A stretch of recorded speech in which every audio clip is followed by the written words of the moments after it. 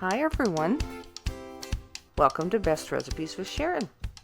Let's make a beef pot roast on the barbecue, and it's complete with gravy. This is really great for those hot summer days when it's too hot to turn the oven on inside the house.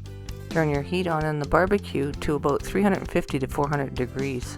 Choose a good quality roast beef that's not too thick through and has lots of marbling, and this will ensure that it's very tender. Using a small roasting pan, add some onion soup mix and some water to the roast. I add 1 package of onion soup mix and make sure that the water goes about halfway up the roast. And now, to ensure that your gravy is nice and tasty, having the onion soup mix in there will help. You add some carrots and some onions and load it down pretty good with these so that you have lots of flavor for your gravy. So the base for your gravy starts now. And you can cut them fairly coarse because we're going to be straining them out after. We just want to get the flavor from the onions and the carrots.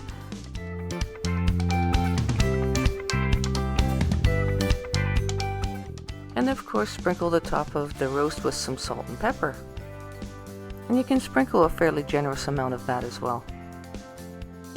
Once your barbecue is heated up to 350 to 400 degrees, place your little roasting pan with the beef in it on top of the grill and cover it. And you will have to keep a closer eye on it when it's on the barbecue. It's not like it is when it's in the oven. You do have to keep a close eye. The smell of it will be awesome, and your neighbors will be driven crazy by the smell of this outside. You can see it's starting to boil down a little bit here. So you turn it over, make sure that both sides brown evenly. But this will take a few hours on the barbecue for sure, and it will be more tender based on the type of roast that you're cooking. This one is a sirloin roast, but if you choose one that has a bit of bone in it, it's even more tender, like cross rib or prime rib. If it evaporates, add a little bit more water. Then sit down and enjoy yourself where you can watch it. Oh boy, so much for enjoying yourself. It's too windy out here. That's vicious, eh? It fell over. Yeah. And like I said, you have to check it often, just to make sure that it hasn't run dry. And you may have to adjust your heat up and down because it is a barbecue and not thermostat controlled. So you will have to manually regulate your heat.